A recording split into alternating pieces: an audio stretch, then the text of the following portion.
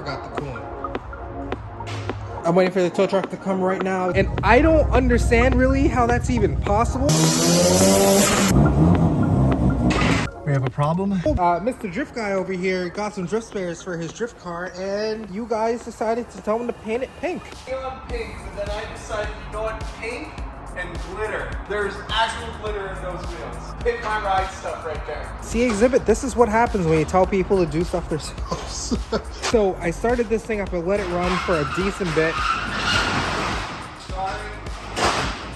Every time I let it run for a decent bit, and noticed the temperature getting kind of high after I kicked the fans on. It was getting up to 213. It was rising steady rate going up, and I'm like, all right, let me turn it off, because I don't think that the thermostat was able to open before. I have to go and put coolant inside. I forgot the coolant. Is there coolant around here? I want to go all the way back to Route 46. Go back to Route 46, man. I'll be back in 10 minutes. Gee, this is what happens. This is the real stuff. You think that that's not gonna blow that over? You're crazy for that. I don't know, it's just the theory. And it's just the game. He's trying to stop the smoke and the noise from coming inside his shop, but it's not gonna work out too well, I can tell you right now. Start this thing up. We have the new Link ECU down there. Have all the new gauges and everything.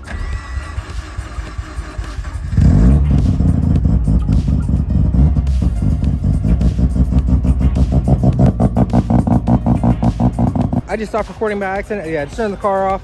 So what we're gonna do, since I just put coolant inside of it, trying to pressurize the system, needed a lot of coolant. So he's gonna get the cap, funnel cap, so that we can go and make sure that all the air is burped out this thing, and make sure it doesn't overheat. All right, guys, so we're on the next day right now. Actually, this car is leaving to get tuned late last night. I heard from my tuner. He said, hey, you available this weekend? I'm like, yeah. He's like, bring the car down tomorrow. So tomorrow is now Friday. So time to get this car loaded up. I'm waiting for the tow truck to come right now because my trailer doesn't have new tires on it. So I have to push it out, get this thing started up, make sure it could drive out, and should be good. We are back at JPR Imports where Rotary is sat. We had a little bit of an issue over the weekend where we had this, it was supposed to be getting dyno tuned. It was tuned, and it's much better now than it was before, as in it literally was on a base map before.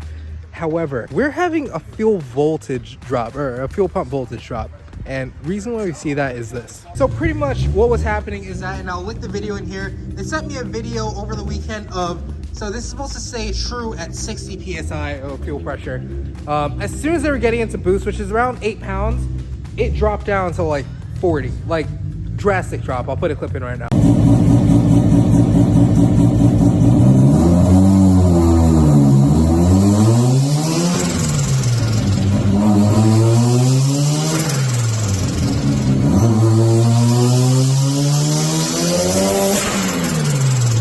And I don't understand really how that's even possible, because our fuel system was fine before the car blew up.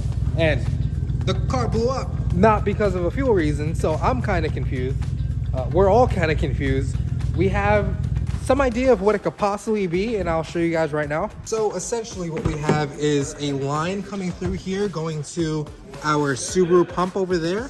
Yeah, we have some, this is under a Kirk kettle, and we had some kinks inside of here that might have caused an amperage drop. I don't know, but essentially we're gonna have to see what the issue is. I don't know. So we have a 350 pump inside there, which was enough to support 355 on a stock motor with a turbo on it, which is nothing really. But we did change the exhaust and all that. We changed a lot. This engine is a lot more freer flowing. I'm thinking probably, I don't know. I'm thinking it's a voltage drop. We're gonna bring it home, fix it, make sure it's fixed, and bring it back. It's gonna get tuned, and that's just gonna be it. Bunch of RX-7s here. We're in a good place. If you guys want any work done, come to JPR Imports. They have literally the best service I've ever seen of any shop. I'm gonna see now whether I want to drive this home or whether I want to tow it back later in the week, because it still drives. So we're gonna move it out and definitely see.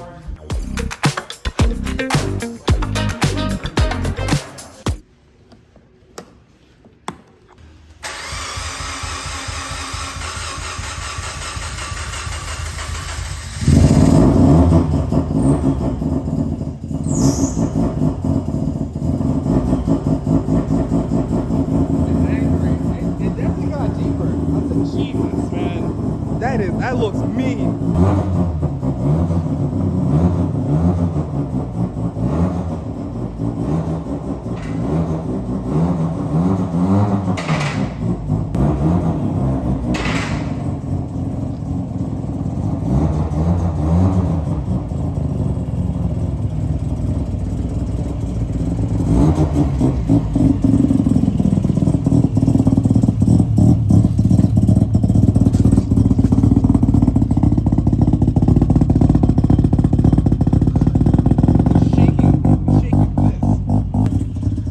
Goodness, that sounds crazy. All right, so you can see now the thing's idling at a 12, much better in every way. I'm gonna go for a Maiden Voyage, see how this thing looks, but here, let's smoke.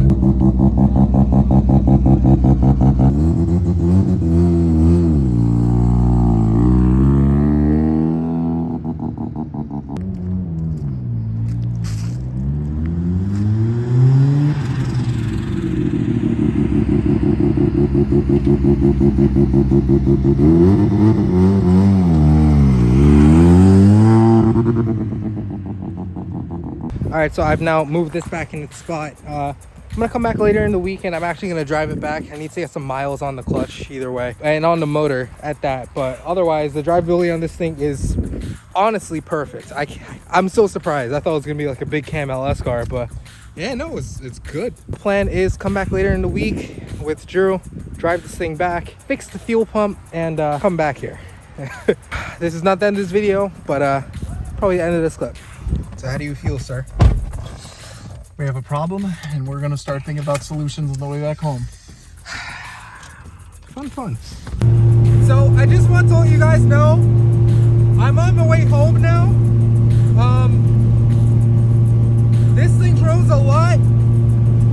I think based on just this, I don't think I'll keep this exhaust, but man, does it sound good. Next video coming next week. The car's on the road.